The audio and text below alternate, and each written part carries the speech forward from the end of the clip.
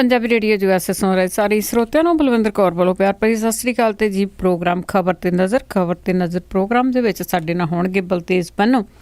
ਦੱਸਣਗੇ ਕਿ ਭਾਰਤ ਭਰ ਦੇ ਵਿੱਚ ਜਾਂ ਪੰਜਾਬ ਦੇ ਵਿੱਚ ਕੀ ਹਾਲਾਤ ਬਣੇ ਹੋਏ ਨੇ ਤੇ ਕੀ ਨੇ ਉੱਥੇ ਦੀਆਂ ਖਬਰਾਂ ਤੋਂ ਪਹਿਲਾਂ ਧੰਨਵਾਦ ਕਰਨਾ ਚਾਹਾਂਗੇ ਸਾਡੇ ਸਪਾਂਸਰ ਦਾ ਜਿਨ੍ਹਾਂ ਨੇ ਇਸ ਪ੍ਰੋਗਰਾਮ ਨੂੰ ਸਪਾਂਸਰ ਕਰਕੇ ਤੁਹਾਡੇ ਤੱਕ ਪਹੁੰਚਾਇਆ ਜੀ। ਖਾਲਸਾ ਇੰਸ਼ੋਰੈਂਸ ਏਜੰਸੀ ਵਾਲੇ ਜਿਨ੍ਹਾਂ ਦਾ ਫੋਨ ਨੰਬਰ 4082722500 ਜੋ ਹਰ ਇੱਕ ਤਰ੍ਹਾਂ ਦੀ ਇੰਸ਼ੋਰੈਂਸ ਕਰਦੇ ਨੇ। ਗੁਰਦੀਪ ਸਿੰਘ ਪਿਰਦੀ ਕਲੋਵਸ ਤੋਂ, ਸ਼ੇਰਗਿੱਲ ਪਰਿਵਾਰ ਸਲਮਾ ਤੋਂ, ਰਿਸ਼ਪਾਲ ਕੌਰ ਖੰਗੂਰਾ ਦੇ ਪਰਿਵਾਰ ਬੇਕਰਸਫੀਲਡ, ਸਰਬਜੀਤ ਸਿੰਘ ਚੋਕਰ ਟਾਲਿਕ ਤੋਂ, ਨਵਜੋਤ ਕੌਰ ਕਲੋਟੀ ਦੇ ਪਰਿਵਾਰ ਜੁਬਾ ਸਿਟੀ ਤੋਂ, ਸੁਰਿੰਦਰ ਕੌਰ ਧਾਮੀ ਦੇ ਪਰਿਵਾਰ ਸੀਰਸ ਤੋਂ, ਸੋਢੀ ਸਿੰਘ ਸੈਕਰਾਮੈਂਟੋ ਤੋਂ ਬਹੁਤ ਇਹਨਾਂ ਦੇ ਧੰਨਵਾਦੀਆਂ ਕਿ ਇਹਨਾਂ ਨੇ ਇਸ ਪ੍ਰੋਗਰਾਮ ਨੂੰ ਸਪਾਂਸਰ ਕਰਕੇ ਤੁਹਾਡੇ ਤੱਕ ਪਹੁੰਚਾਇਆ ਜੀ।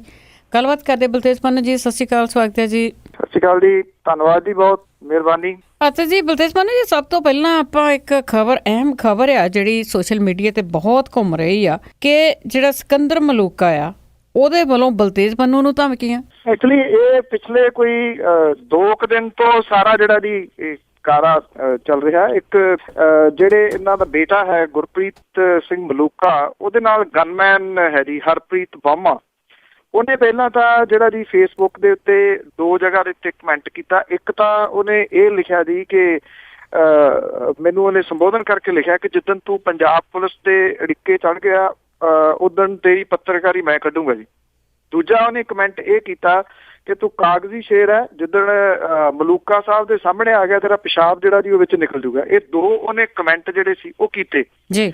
ਇਹ ਜਿਹੜੇ ਕਮੈਂਟ ਸੀਗੇ ਜੀ, ਇਹਦੀ ਜਿਹੜੀ ਪੁਲਿਸ ਰਿਪੋਰਟ ਮੈਂ ਕਰਤੀ ਜੀ। ਔਰ ਜਿਹੜਾ ਇੱਥੇ ਬਾਕੀ ਨੇ ਜੀ ਸਾਥੀ ਮੀਡੀਆ ਵਾਲੇ, ਉਹਨਾਂ ਨੇ ਕੱਲ ਮੀਟਿੰਗਸ ਵਗੈਰਾ ਜਿਹੜੀਆਂ ਸੀਗੀਆਂ ਉਹ ਕਲੱਬ ਦੀਆਂ ਕਰਕੇ ਇਹਦੀ ਜਿਹੜੀ ਜੀ ਨਿਖੇਧੀ ਕੀਤੀ। ਉਹਦੇ ਨਾਲ ਦੀ ਨਾਲ ਉਹਨਾਂ ਨੇ ਗੁਰਪ੍ਰੀਤ ਸਿੰਘ ਮਲੂਕਾ ਹੋਰਾਂ ਨੂੰ ਫੋਨ ਜਿਹੜਾ ਕੀਤਾ ਕਿ ਤੁਹਾਡੇ ਨਾਲ ਗਨਮੈਨ ਹੈ, ਕਿਉਂਕਿ ਉਹਦੇ ਮੈਂ ਸਕਰੀਨਸ਼ਾਟ ਪਹਿਲਾਂ ਲੈ ਲਏ ਸੀਗੇ ਜੀ ਸਾਰੇ ਜਿਹੜੀਆਂ ਉਹਦੀਆਂ ਧਮਕੀਆਂ ਸੀ।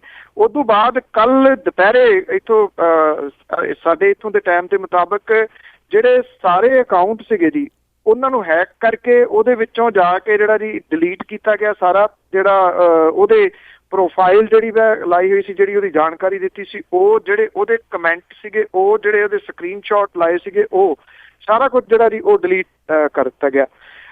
ਤੁਹਾਡੇ ਇੱਥੇ ਸਵੇਰ ਹੁੰਦਿਆਂ ਤੱਕ ਸਾਡੇ ਇੱਥੇ ਰਾਤ ਸੀਗੀ ਤੇ ਉਦੋਂ ਜਿਹੜੇ ਜੀ ਪੰਚਾਇਤ ਮੰਤਰੀ ਨੇ ਸਿਕੰਦਰ ਸਿੰਘ ਮਲੂਕਾ ਹੋਰੀ, ਉਹਨਾਂ ਨੇ ਟੋਰਾਂਟੋ ਦੇ ਵਿੱਚ ਇੱਕ ਜਿਹੜਾ ਰੇਡੀਓ ਪ੍ਰੋਗਰਾਮ ਹੈ ਉਹ ਸਰਕਾਰ ਪੱਖੀ ਹੀ ਹੈ ਬਹੁਤਾ, ਤੋਂ ਉੱਥੇ ਆ ਕੇ ਜਿਹੜੀ ਗੱਲ ਕੀਤੀ ਹੈ ਜੀ ਉਹ ਬੜੀ ਹੈਰਾਨਗੀ ਵਾਲੀ ਹੈ ਕਿ ਕੈਬਨਿਟ ਮੰਤਰੀ ਜਿਹੜਾ ਜੀ ਉਹ ਇਸ ਲੈਵਲ ਦੀ ਜਿਹੜੀ ਗੱਲ ਕਰੇ।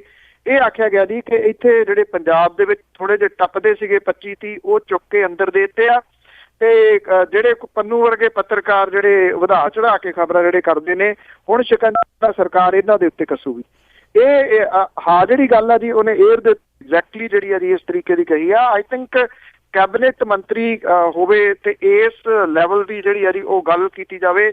ਇਹਦਾ ਮਤਲਬ ਇਹ ਹੈ ਜੀ ਕਿ ਤੁਸੀਂ ਕਿਸੇ ਵੀ ਤਰੀਕੇ ਦੇ ਨਾਲ ਜਿਹੜਾ ਉਹ ਚੁੱਪ ਕਰਵਾਉਣਾ ਚਾਹੁੰਦੇ ਹੋ, ਡਾਂਗ ਦੇ ਜ਼ੋਰ ਦੇ ਨਾਲ, ਧਮਕੀਆਂ ਜਿਹੜੀਆਂ ਦੇ ਕੇ, ਪੁਲਿਸ ਦੀਆਂ ਜਿਹੜੀਆਂ ਜੀ ਉਹ ਧਮਕੀਆਂ ਦੇ ਕੇ। ਕਿਉਂਕਿ ਡਿਪਟੀ ਮੁੱਖ ਮੰਤਰੀ ਹੋਰਾਂ ਦਾ ਵੀ ਬਿਆਨ ਜਿਹੜਾ ਆਇਆ ਜਿਹਦੇ ਵਿੱਚ ਉਹਨਾਂ ਨੇ ਕਿਹਾ ਕਿ ਫੇਸਬੁੱਕ ਦੇ ਉੱਤੇ ਜਿਹੜੇ ਲਿਖਣ ਵਾਲੇ ਨੇ ਉਹਨਾਂ ਦੇ ਉੱਤੇ ਸ਼ਿਕੰਜਾ ਜਿਹੜਾ ਜੀ ਉਹ ਕੱਸਿਆ ਜਾਊਗਾ। ਹੁਣ ਜੇ ਸ਼ਿਕੰਜਾ ਕੱਸਣਾ ਮੇਰਾ ਖਿਆਲ ਫਿਰ ਤਾਂ ਲੱਖਾਂ ਤੋਂ ਵੀ ਜਿਹੜਾ ਟੱਪ ਜਾਣਗੇ ਜੀ ਕੇਸ ਜਿਹੜੇ ਦਰਜ ਕਰਨੇ ਪੈਣੇ ਆ, ਕਿਉਂਕਿ ਫੇਸਬੁੱਕ ਦੇ ਉੱਤੇ ਲਿਖਣ ਵਾਲਾ ਕੋਈ ਇੱਕ ਅੱਧਾ ਤਾਂ ਹੈ ਨੀ ਗਾ, ਇੰਨੀ ਵੱਡੀ ਗਿਣਤੀ ਆ। ਕਿੰਨਿਆਂ ਦੇ ਉੱਤੇ ਜਿਹੜਾ ਜੀ ਤੁਸੀਂ ਕੇਸ ਜਿਹੜੇ ਆ ਉਹ ਦਰਜ ਜਿਹੜੇ ਉਹ ਕਰ ਲਓਗੇ। ਆਈ ਥਿੰਕ ਕਿਤੇ ਨਾ ਕਿਤੇ ਇਹਨੂੰ ਸਿੱਧਾ ਇਹ ਕਿਹਾ ਜਾ ਸਕਦਾ ਜੀ ਕਿ ਬੁਖਲਾਹਟ ਹੈ, ਔਰ ਬੁਖਲਾਹਟ ਦੇ ਵਿੱਚ ਹੀ ਇੱਦਾਂ ਦੀ ਬਿਆਨਬਾਜ਼ੀ ਜਿਹੜੀ ਆ ਉਹ ਕੀਤੀ ਜਾ ਰਹੀ ਹੈ। ਔਰ ਵਿਦੇਸ਼ਾਂ ਦੇ ਵਿੱਚ ਜਿਹੜੇ ਕੁਝ ਇਹਨਾਂ ਦੇ ਪੱਖੀ ਚੈਨਲ ਨੇ ਉਹਨਾਂ ਦਾ ਸਹਾਰਾ ਜਿਹੜਾ ਜੀ ਉਹ ਲਿਆ ਜਾ ਰਿਹਾ। ਮੈਂ ਤਾਂ ਚੈਲੰਜ ਰਾਤ ਵੀ ਕੀਤਾ ਸੀਗਾ ਜੀ ਕਿ ਜਿਹੜੀਆਂ ਖਬਰਾਂ ਬਣ ਰਹੀਆਂ ਨੇ ਉਹਨਾਂ ਨੂੰ ਰੋਕਣ ਦਾ ਇਹ ਤਰੀਕਾ ਤਾਂ ਨਹੀਂ ਹੈਗਾ ਜੀ ਕੋਈ ਜਿਹੜੇ ਨਰਮੇ ਤੇ ਜਿਹੜੇ ਚਿੱਟੇ ਤੋਂ ਬਾਅਦ ਜਿਹੜੇ ਨਕਲੀ ਪੈਸਟੀਸਾਈਡ ਸੀ ਉਹ ਖਬਰ ਕੋਈ ਜਿਹੜੀ ਆ ਜੀ ਉਹ ਨਕਲੀ ਪੈਸਟੀਸਾਈਡ ਮੈਂ ਤਾਂ ਨਹੀਂ ਵੇਚੇ ਜੀ, ਸਰਸੇ ਵਾਲੇ ਨੂੰ ਮੁਆਫੀ ਜਿਹੜੀ ਆ ਉਹ ਮੈਂ ਤਾਂ ਨਹੀਂ ਦਿੱਤੀ, ਜਿਹੜੇ ਗੁਰੂ ਗ੍ਰੰਥ ਸਾਹਿਬ ਦੇ ਬੇਅਦਬੀ ਹੋਈ ਆ ਉਹਨਾਂ ਘਟਨਾਵਾਂ ਦੇ ਵਿੱਚ ਕੀ ਕੋਈ ਮੇਰਾ ਹੱਥ ਹੈ, ਜਾਂ ਫਿਰ ਜਿਹੜੀ ਗੋਲੀ ਚੱਲੀ ਸੀ ਜਿਹੜੇ 2 ਲੋਕ ਮਾਰੇ ਗਏ ਸਨ ਉਹਦੇ ਵਿੱਚ ਕੋਈ ਮੇਰਾ ਹੱਥ ਹੈ ਜੀ। ਇੰਨਾ ਕੁਝ ਤਾਂ ਇੱਥੇ ਜਿਹੜਾ ਜੀ ਉਹ ਚੱਲ ਰਿਹਾ।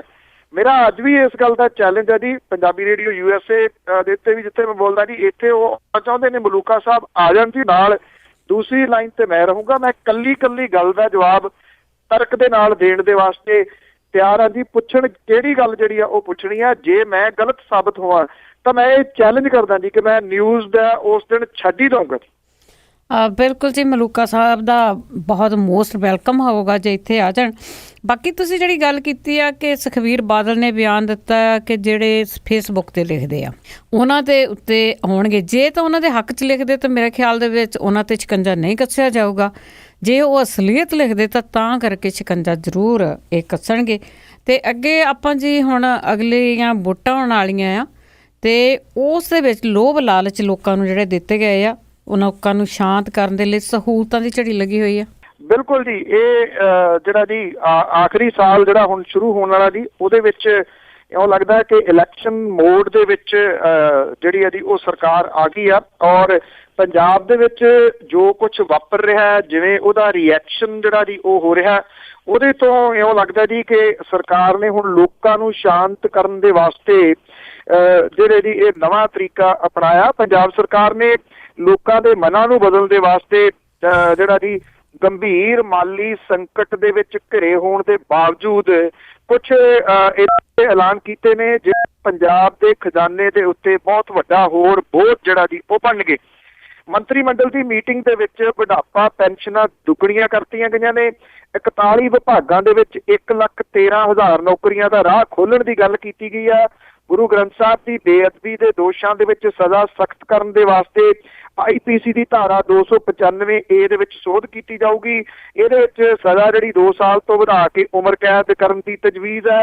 ਮੰਤਰੀ ਮੰਡਲ ਨੇ ਲੋਕਾਂ ਨੂੰ ਸਰਕਾਰੀ ਖਰਚੇ ਤੇ ਤੀਰਥ ਯਾਤਰਾ ਕਰਾਉਣ ਸਣੇ ਕਈ ਹੋਰ ਲੋਕ ਨਿਭਾਊ ਫੈਸਲੇ ਜਿਹੜੇ ਜੀ ਉਹ ਕੀਤੇ ਨੇ।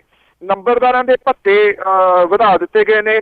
ਬੁਢਾਪਾ ਤੇ ਸਮਾਜਿਕ ਸੁਰੱਖਿਆ ਵਿਭਾਗ ਤੇ ਪੈਨਸ਼ਨਾਂ, ਨਵੀਆਂ ਨੌਕਰੀਆਂ, ਸਾਰਾ ਕੁਝ ਜਿਹੜਾ ਜੀ ਉਹਦੇ ਨਾਲ ਖਜ਼ਾਨੇ ਦੇ ਉੱਤੇ ਕੋਈ 850 ਕਰੋੜ ਰੁਪਈਏ ਦਾ ਹੋਰ ਬੋਝ ਜਿਹੜਾ ਜੀ ਉਹ ਪਊਗਾ। ਸਰਕਾਰ ਸਿੱਖਿਆ ਦੇ ਵਿੱਚ 30,000, ਪਾਵਰਕਾਮ ਦੇ ਵਿੱਚ ਤਕਰੀਬਨ 40,000, ਸਿਹਤ ਵਿਭਾਗ ਦੇ ਵਿੱਚ 5300, ਖੇਤੀਬਾੜੀ ਵਿਭਾਗ ਦੇ ਵਿੱਚ 3500, ਸਹਿਕਾਰਤਾ ਵਿਭਾਗ ਦੇ ਵਿੱਚ 4566, ਉਚੇਰੀ ਸਿੱਖਿਆ ਦੇ ਵਿੱਚ 2198, ਸਿੰਚਾਈ ਵਿੱਚ 2072, ਲੋਕ ਨਿਰਮਾਣ ਵਿਭਾਗ ਵਿੱਚ 2852, ਮਾਲ ਵਿਭਾਗ 'ਚ 2628 ਤੇ ਟਰਾਂਸਪੋਰਟ ਦੇ ਵਿੱਚ 3952 ਤੇ ਜਲ ਸਪਲਾਈ ਸੈਨੀਟੇਸ਼ਨ ਵਿਭਾਗ ਦੇ ਵਿੱਚ 1584 ਜਿਹੜੀਆਂ ਨੌਕਰੀਆਂ ਨੇ ਉਹਨਾਂ ਨੂੰ ਪ੍ਰਵਾਨਗੀ ਜਿਹੜੀ ਹੈ ਜੀ ਉਹ ਦਿੱਤੀ ਹੈ।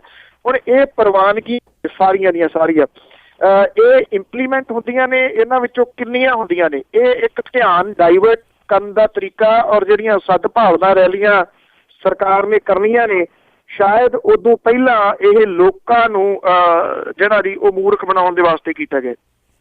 ਬਿਲਕੁਲ, ਜਿੰਨੀਆਂ ਕੁ ਚੀਜ਼ਾਂ ਤੁਸੀਂ ਗਿਣਾ ਦਿੱਤੀਆਂ, ਜਿੰਨੀਆਂ ਕੁ ਲੋਕਾਂ ਨੂੰ ਸਹੂਲਤਾਂ ਮਿਲਣੀਆਂ, ਤਾਂ ਇੱਕ ਹੋਰ ਸਹੂਲਤ ਦਾ ਇਹਨਾਂ ਨੇ ਐਲਾਨ ਕੀਤਾ ਸੀਗਾ, ਜਿਵੇਂ ਨਵੇਂ ਉਦਯੋਗਾਂ ਨੂੰ ਸਸਤੀ ਬਿਜਲੀ ਦੇਣੀ, ਤੇ ਉਹ ਵੀ ਇਹਨਾਂ ਨੂੰ ਹੁਣ ਮੁਸੀਬਤ ਬਣ ਗਈ ਹੈ। ਬਿਲਕੁਲ ਜੀ, ਇਹ ਐਕਚੁਅਲੀ ਜਿਹੜਾ ਬੜਾ ਧੂਮ-ਧਾਮ ਦੇ ਨਾਲ ਜਿਹੜਾ ਬਣਾਇਆ ਗਿਆ ਸੀਗਾ ਜੀ ਪ੍ਰੋਗਰੈਸਿਵ ਪੰਜਾਬ, ਇਹਦੇ ਵਿੱਚ ਉਪ ਮੁੱਖ ਮੰਤਰੀ ਜਿਹੜੇ ਨੇ ਜੀ ਉਹਨਾਂ ਨੇ ਨਵੇਂ ਉਦਯੋਗਾਂ ਨੂੰ 5 ਰੁਪਈਏ ਪ੍ਰਤੀ ਯੂਨਿਟ ਬਿਜਲੀ ਦੇਣ ਦਾ ਐਲਾਨ ਕੀਤਾ ਸੀ, 4 ਰੁਪਈਏ ਤੇ 99 ਪੈਸੇ।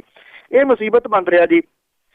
ਇਸ ਵੇਲੇ ਜਿਹੜੇ ਜੀ ਵੱਡੇ ਮਾਲੀ ਸੰਕਟ ਦੇ ਨਾਲ ਜੂਝ ਰਹੀ ਸੂਬਾ ਸਰਕਾਰ ਨੇ ਸਬਸਿਡੀ ਦੀ ਰਾਸ਼ੀ ਦੇਣ ਦੇ ਫੈਸਲੇ ਤੋਂ ਬਿਨਾਂ ਹੀ ਪਾਵਰਕਾਮ ਤੋਂ ਪੰਜਾਬ ਰਾਜ ਬਿਜਲੀ ਰੈਗੂਲੇਟਰੀ ਕਮਿਸ਼ਨ ਕੋਲ ਪਟੀਸ਼ਨ ਪਵਾਤੀ ਸੀ, ਜਿਹੜੀ ਕਿ ਰੱਦ ਹੋਣ ਦੇ ਡਰੋਂ ਵਾਪਸ ਲੈ ਲਈ ਗਈ ਹੈ।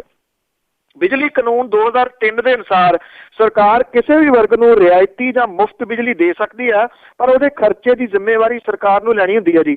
ਪਾਵਰਕਾਮ ਦੇ ਰੈਗੂਲੇਟਰੀ ਕਮਿਸ਼ਨ ਦੇ ਕੋਲੇ 10 ਨਵੰਬਰ ਨੂੰ ਇੱਕ ਜਿਹੜੀ ਵਿਸ਼ੇਸ਼ ਪਟੀਸ਼ਨ ਦਾਇਰ ਕਰਕੇ ਸਰਕਾਰੀ ਐਲਾਨ ਬਾਰੇ ਫੈਸਲਾ ਦੇਣ ਦੀ ਅਪੀਲ ਕੀਤੀ ਸੀ।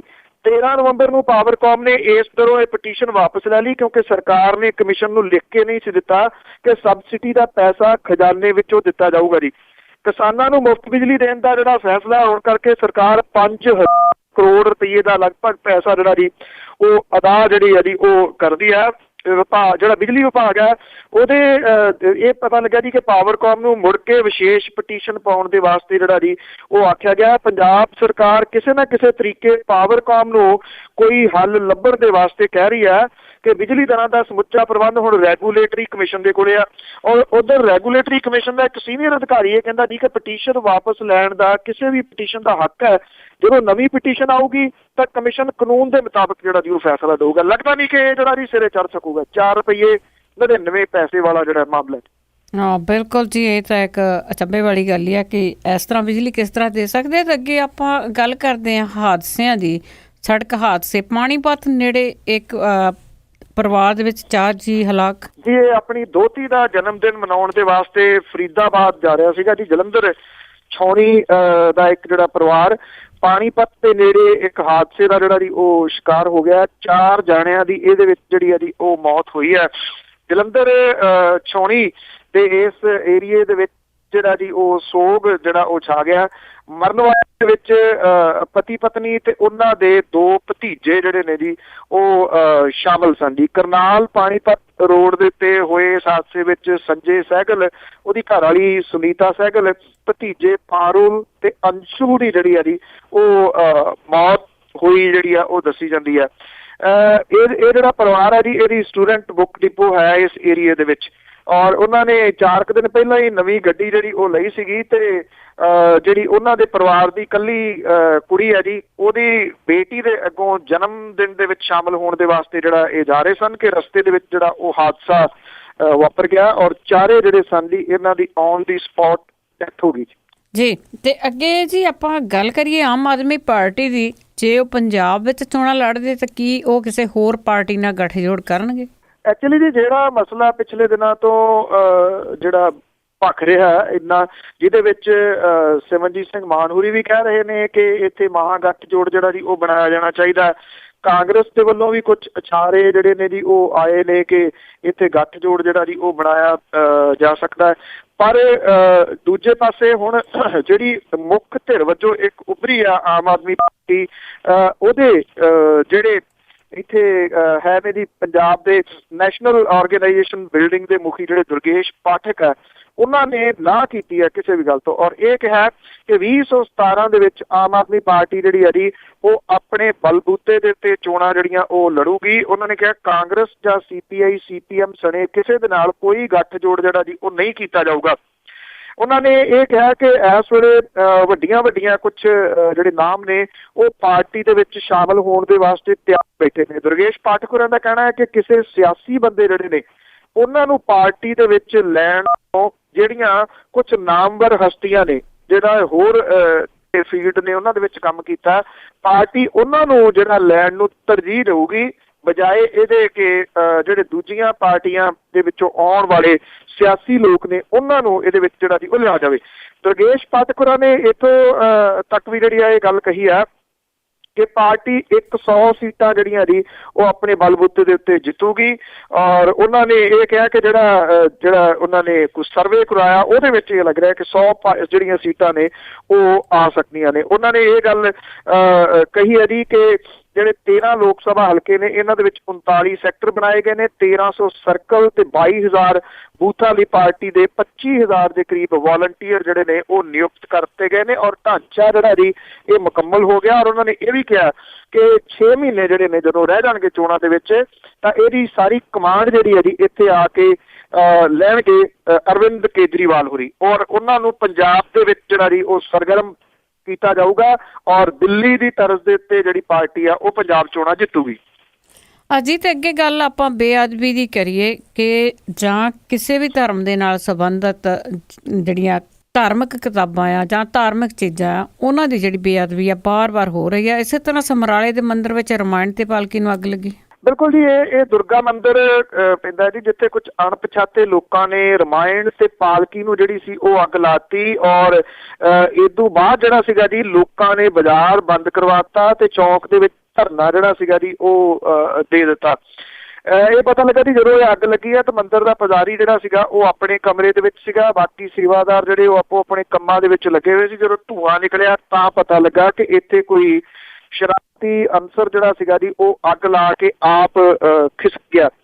ਜਿਹੜਾ ਧਰਨਾ ਸੀਗਾ ਜੀ ਇਹਦੇ ਵਿੱਚ ਗੱਲ ਜਿਹੜੀ ਵੇਖਣ ਵਾਲੀ ਇਹ ਰਹੀ ਕਿ ਕਿਸੇ ਇੱਕ ਫਿਰਕੇ ਦਾ ਇਹ ਧਰਨਾ ਨਹੀਂ ਬਣਿਆ। ਸਮੁੱਚੇ ਲੋਕ ਜਿਹੜੇ ਸੀਗੇ ਇਸ ਧਰਨੇ ਦੇ ਵਿੱਚ ਆ ਗਏ, ਸਾਰੇ ਧਰਮਾਂ ਵਾਲੇ, ਔਰ ਉਹਨਾਂ ਨੇ ਇਸ ਘਟਨਾ ਦੀ ਜਿਹੜੀ ਨਿਖੇਧੀ ਕੀਤੀ ਔਰ ਸਰਕਾਰ ਨੂੰ ਇਹ ਕਿਹਾ ਜੀ ਕਿ ਸਰਕਾਰ ਇਸ ਤਰ੍ਹਾਂ ਦੀਆਂ ਜਿਹੜੀਆਂ ਘਟਨਾਵਾਂ ਨੇ ਉਹਨਾਂ ਨੂੰ ਰੋਕਣ ਦੇ ਵਿੱਚ ਲਗਾਤਾਰ ਫੇਲ ਹੋ ਰਹੀ ਹੈ। ਉਧਰ ਪਿੰਡ ਤੱਪਾ ਦੀ ਖੱਟੜ ਪੱਤੀ ਦੇ ਵਿੱਚ ਜਿਹੜਾ ਜੀ ਕੁਝ ਗੁਟਕੇ ਜਿਹੜੇ ਨੇ ਉਹਦੇ ਪੱਤਰੇ ਖਿਲਰੇ ਹੋਏ ਜਿਹੜੇ ਉਹ ਮਿਲੇ ਨੇ। ਔਰ ਸੰਗਤ ਜਿਹੜੀ ਸੀਗੀ ਜੀ ਉਹਨਾਂ ਨੂੰ ਜਦੋਂ ਪਤਾ ਲੱਗਿਆ ਤੇ ਉਹਨਾਂ ਨੇ ਇਹ ਇਕੱਠੇ ਕਰਕੇ ਜਿਹੜਾ ਸੀਗਾ ਉਹ ਪੁਲਿਸ ਨੂੰ ਸੱਦਿਆ। ਪੁਲਿਸ ਨੇ ਪਰਚਾ ਜਿਹੜਾ ਜੀ ਦਰਜ ਕਰ ਲਿਆ ਦੋਵੇਂ ਥਾਵਾਂ ਦੇ ਉੱਤੇ, ਪਰ ਅਜੇ ਤੱਕ ਕੋਈ ਗ੍ਰਿਫਤਾਰੀ ਜਿਹੜੀ ਹੈ ਜੀ ਨਹੀਂ ਹੋਈ, ਜਿਵੇਂ ਪਹਿਲੀਆਂ ਘਟਨਾਵਾਂ ਦੇ ਵਿੱਚ ਜਿਹੜੀ ਆ ਉਹ ਗ੍ਰਿਫਤਾਰੀ ਕੋਈ ਨਹੀਂ ਹੋਈ ਜੀ। ਤੇ ਅੱਗੇ ਜੀ ਗੱਲ ਕਰਦੇ ਆ ਸ਼ਰੂਤੀ ਅਗਵਾ ਕਾਂਡ ਦੇ ਵਿੱਚ ਜਿਹੜਾ ਮੁੱਖ ਦੋਸ਼ੀ ਨਿਸ਼ਾਨ ਸਿੰਘ ਸੀ, ਅੱਜ ਕੱਲ੍ਹ ਉਹ ਬਾਹਰ ਘੁੰਮ ਰਿਹਾ। ਇਹ ਬੜੀ ਜਿਹੜੀ ਹੈ ਜੀ ਹੈਰਾਨੀਜਨਕ ਔਰ ਤੁਸੀਂ ਇਹ ਕਹਿ ਲਓ ਕਿ ਸਨਸਨੀਖੇਜ਼ ਜਿਹੜੀ ਹੈ ਨਾ ਜੀ ਉਹ ਗੱਲ ਹੋ ਸਕਦੀ ਆ। ਜਿਹੜਾ 1 ਦਰਜਨ ਕੇਸਾਂ ਦਾ ਸਾਹਮਣਾ ਕਰ ਰਿਹਾ ਫਰੀਦਕੋਟ ਦੇ ਵਿੱਚ ਸ਼ਰੂਤੀ ਅਗਵਾ ਕਾਂਡ ਦਾ ਮੁੱਖ ਦੋਸ਼ੀ ਨਿਸ਼ਾਨ ਸਿੰਘ, ਉਹਨੂੰ ਪੰਜਾਬ ਸਰਕਾਰ ਨੇ 28 ਦਿਨਾਂ ਦੀ ਪੈਰੋਲ ਦੇ ਉੱਤੇ ਅਚਾਨਕ ਜਿਹੜਾ ਜੀ ਉਹ ਰਿਹਾ ਕਰਤਾ। ਜਿਹੜਾ ਪੀੜਤ ਪਰਿਵਾਰ ਹੈ ਸ਼ਰੂਤੀ ਵਾਲਾ ਤੇ ਗੁੰਡਾਗਰਦੀ ਵਿਰੋਧੀ ਜਿਹੜੀ ਐਕਸ਼ਨ ਕਮੇਟੀ ਆ ਉਹਨੇ ਲਿਖਤੀ ਰੂਪ ਦੇ ਵਿੱਚ ਸ਼ਿਕਾਇਤ ਕੀਤੀ ਹੈ ਕਿ ਇਸ ਸਮੁੱਚੇ ਮਾਮਲੇ ਦੀ ਪੜਤਾਲ ਜਿਹੜੀ ਆ ਉਹ ਕੀਤੀ ਜਾਵੇ। ਸ਼ਰੂਤੀ ਦੇ ਪਰਿਵਾਰ ਨੂੰ ਸੁਰੱਖਿਆ ਜਿਹੜੀ ਹੈ ਜੀ ਉਹ ਵਧਾ ਦਿੱਤੀ ਗਈ ਹੈ ਇਹਦੇ ਨਿਸ਼ਾਨ ਦੇ ਬਾਹਰ ਆਉਣ ਦੇ ਵਾਸਤੇ ਜੀ। ਇਹਦੇ 'ਚ ਜਿਹੜੀ ਹੈਰਾਨੀਜਨਕ ਜਿਹੜੀ ਗੱਲ ਆ ਉਹ ਇਹ ਹੈ ਕਿ ਫਰੀਦਕੋਟ ਜਿੱਥੋਂ ਦਾ ਇਹ ਰਹਿਣ ਵਾਲਾ, ਉੱਥੋਂ ਜਿਹੜੀ ਨੋ ਆਬਜੈਕਸ਼ਨ ਸਰਟੀਫਿਕੇਟ ਲੈਣਾ ਪੈਂਦਾ ਪੁਲਿਸ ਤੋਂ, ਉਹ ਨਹੀਂ ਲਿਆ ਗਿਆ। 2013 ਦੇ ਵਿੱਚ ਅਗਵਾ ਤੇ ਜਬਰ ਜਨਾਹ ਦੇ ਕੇਸਾਂ ਦੇ ਵਿੱਚ ਉਹਨੂੰ ਉਮਰ ਕੈਦ ਹੋਈ ਸੀਗੀ ਜੀ। 2014 ਦੇ ਵਿੱਚ ਗਵਾਹਾਂ ਨੂੰ ਡਰਾਉਣ ਧਮਕਾਉਣ ਤੇ ਇੱਕ ਹੋਰ ਮਾਮਲੇ ਦੇ ਵਿੱਚ 5 ਸਾਲ ਦੀ ਸਜ਼ਾ ਜਿਹੜੀ ਹੈ ਜੀ ਉਹ ਹੋਈ ਹੈ। ਨਿਸ਼ਾਨ ਦੇ ਖਿਲਾਫ ਜ਼ਿਲ੍ਹਾ ਫਰੀਦਕੋਟ ਦੇ ਵਿੱਚ 1 ਦਰਜਨ ਤੋਂ ਵੱਧ ਕੇਸ ਦਰਜ ਨੇ।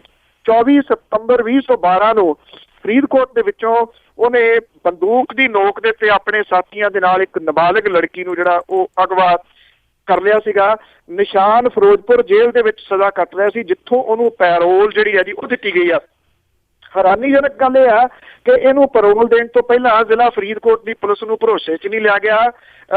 ਕਿਸੇ ਹੋਰ ਨਾਂ ਦੇ ਉੱਤੇ ਤੇ ਕਿਸੇ ਹੋਰ ਡਿਸਟ੍ਰਿਕਟ ਦੇ ਵਿੱਚੋਂ ਉਹਦੇ ਸਾਫ਼ ਸੁਥਰੇ ਆਚਰਣ ਵਾਲੀ ਰਿਪੋਰਟ ਜਿਹੜੀ ਹੈ ਜੀ ਉਹ ਤਿਆਰ ਕੀਤੀ ਗਈ ਆ ਔਰ ਉਹ 11 ਨਵੰਬਰ ਨੂੰ ਜੇਲ੍ਹ ਦੇ ਵਿੱਚੋਂ ਬਾਹਰ ਆਇਆ ਤੇ ਉਹਦੀ ਪੈਰੋਲ ਜਿਹੜੀ ਹੈ ਜੀ ਉਹ 9 ਦਸੰਬਰ ਤੱਕ ਹੈ। ਇਹ ਮਾਮਲਾ ਹੁਣ ਸਾਹਮਣੇ ਆਇਆ ਜੀ ਵੀ ਇੱਕਦਮ ਇਹ ਜਿਹੜਾ ਜੀ ਕਿਵੇਂ ਘੁੰਮਦਾ ਫਿਰਦਾ।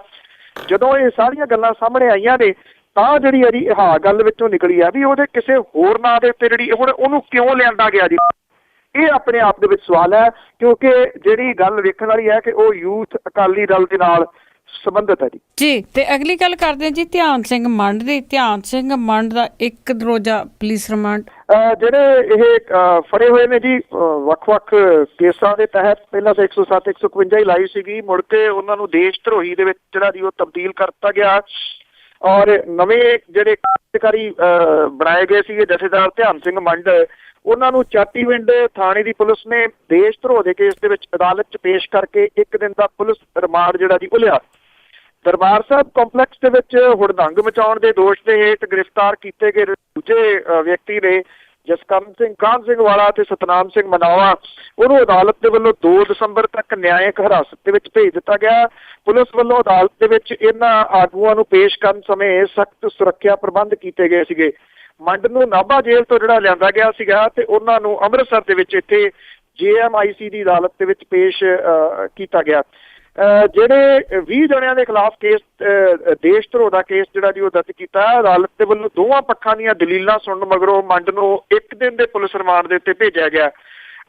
ਧਿਆਨ ਸਿੰਘ ਮੰਡ ਹੋਰਾਂ ਦੇ ਵੱਲੋਂ ਜਿਹੜੇ ਵਕੀਲ ਪੇਸ਼ ਹੋਏ ਉਹਨਾਂ ਨੇ ਕਿਹਾ ਕਿ ਝੂਠੇ ਕੇਸ ਦਰਜ ਕੀਤੇ ਗਏ ਨੇ ਜੀ ਔਰ ਇਹਦੇ ਵਿੱਚ ਜਿਹੜਾ ਜੀ ਉਹ ਰਿਮਾਂਡ ਨਹੀਂ ਦਿੱਤਾ ਜਾਣਾ ਚਾਹੀਦਾ। ਉਹਨਾਂ ਕਿਹਾ ਕਿ ਸਿੱਖ ਆਗੂਆਂ ਨੂੰ ਕਿਸੇ ਨਾ ਕਿਸੇ ਢੰਗ ਦੇ ਨਾਲ ਪਰੇਸ਼ਾਨ ਕਰਨ ਦਾ ਜਿਹੜਾ ਜੀ ਉਹ ਤਰੀਕਾ ਹੈ। ਉਹਨਾਂ ਨੇ ਕਿਹਾ ਕਿ ਸਰਬੱਤ ਖਾਲਸਾ ਸ਼ਾਂਤਮਈ ਢੰਗ ਦੇ ਨਾਲ ਹੋਇਆ, ਉੱਥੇ ਕੋਈ ਹਿੰਸਕ ਕਾਰਵਾਈ ਨਹੀਂ ਹੋਈ, ਕੋਈ ਭੜਕਾਹਟ ਬਿਆਨ ਨਹੀਂ ਦਿੱਤਾ ਗਿਆ।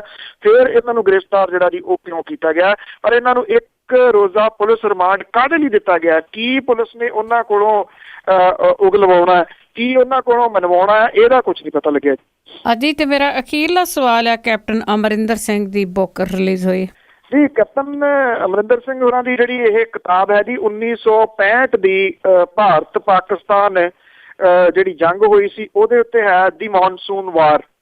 ਔਰ ਇਹਦੇ ਉੱਤੇ ਜਿਹੜਾ ਜੀ ਜਿਹੜੇ ਕੁਛ ਪੁਰਾਣੇ ਸਾਬਕਾ ਆਫਿਸਰ ਨੇ ਜੀ ਫੌਜ ਦੇ, ਉਹ ਸ਼ਾਮਿਲ ਹੋਏ ਜਿਹੜਾ ਚੰਡੀਗੜ੍ਹ ਦੇ ਵਿੱਚ ਸਮਾਗਮ ਹੋਇਆ। ਇਸ ਤੋਂ ਇਲਾਵਾ ਪਾਕਿਸਤਾਨ ਦੇ ਵਿੱਚੋਂ ਕੁਛ ਜਿਹੜੇ ਉੱਥੋਂ ਦੀ ਫੌਜ ਦੇ ਰਿਟਾਇਰਡ ਨੇ ਜੀ, ਉਹਨਾਂ ਨੇ ਵੀ ਇਹਦੇ ਵਿੱਚ ਜਿਹੜਾ ਜੀ ਉਹ ਆ ਕੇ ਸ਼ਿਰਕਤ ਜਿਹੜੀ ਆ ਜੀ ਉਹ ਕੀਤੀ ਆ। ਜਿਹੜੇ ਕੈਪਟਨ ਅਮਰਿੰਦਰ ਸਿੰਘ ਹੁਰੀ ਨੇ ਉਹਨਾਂ ਨੇ ਇਸ ਕਿਤਾਬ ਦੇ ਬਾਰੇ ਦੇ ਵਿੱਚ ਦੱਸਿਆ ਕਿ ਉਹਦੇ ਪਿੱਛੇ ਉਹਨਾਂ ਨੂੰ ਕਾਫੀ ਮਿਹਨਤ ਜਿਹੜੀ ਹੈ ਜੀ ਉਹ ਕਰਨੀ ਪਈ ਹੈ। ਜਿਹੜੀ ਬਹੁਤੀ ਅਟਰੈਕਸ਼ਨ ਸੀ ਇਸ ਸਮਾਗਮ ਦੇ ਵਿੱਚ ਉਹ ਅਰੂਸਾ ਹੋਰਾਂ ਦੀ ਰਹੀ। ਅਰੂਸਾ ਹੋਰੀ ਉਚੇਚੇ ਤੌਰ ਦੇ ਉੱਤੇ ਜਿਹੜੇ ਸਨ ਜੀ ਉਹ ਪਾਕਿਸਤਾਨ ਤੋਂ ਇਸ ਸਮਾਗਮ ਦੇ ਵਿੱਚ ਆਏ, ਜਿਹੜੇ ਕਿ ਉੱਥੇ ਪੱਤਰਕਾਰ ਨੇ ਔਰ ਕੈਪਟਨ ਅਮਰਿੰਦਰ ਸਿੰਘ ਹੋਰਾਂ ਦੇ ਨਾਲ ਉਹਨਾਂ ਦੀ ਦੋਸਤੀ ਜਿਹੜੀ ਹੈ ਜੀ ਉਹ ਜੱਗ ਜ਼ਾਹਰ ਹੈ।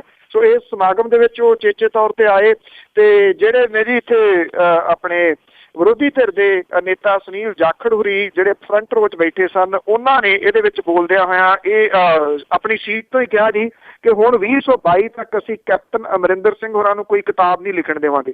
ਉਹਨਾਂ ਨੇ ਇਹ ਇਸ ਕਰਕੇ ਕਿਹਾ ਕਿ ਉਹ ਕਹਿੰਦੇ ਜੀ ਅਸੀਂ 17 ਤੋਂ ਲੈ ਕੇ 22 ਤੱਕ ਉਹਨਾਂ ਨੂੰ ਮੁੱਖ ਮੰਤਰੀ ਜਿਹੜਾ ਜੀ ਉਹ ਪੰਜਾਬ ਦਾ ਬਣਾਉਣਾ। ਅੱਜ ਜੀ ਇਹ ਤਾਂ ਆਉਣ ਵਾਲਾ ਟਾਈਮ ਦੱਸੂਗਾ। ਤੇ ਅਖੀਰ ਵਿੱਚ ਆਜ਼ਨਾਮਾ ਕਿ ਡੀਸੀ ਜ਼ਿਲ੍ਹੇ ਦਾ ਬੋਲਿਆ ਬਹੁਤ ਕੌੜਾ, ਭ੍ਰਿਸ਼ਟਾਚਾਰ ਹੁਣ ਨਹੀਂ ਸਹਾਰਨਾ ਜੀ। ਡੀਸੀ ਜ਼ਿਲ੍ਹੇ ਦਾ ਬੋਲਿਆ ਬਹੁਤ ਕੌੜਾ, ਭ੍ਰਿਸ਼ਟਾਚਾਰ ਹੁਣ ਨਹੀਂ ਸਹਾਰਨਾ ਜੀ। ਆਉਂਦੇ ਜਾਂਦੇ ਦੀ ਜੇਬ ਨਹੀਂ ਕੱਟਣੀ ਜੀ, ਸਿੱਖਿਓ ਬੁੱਤਾ ਤਨਖਾਹ ਨਾਲ ਸਾਰਨਾ ਜੀ।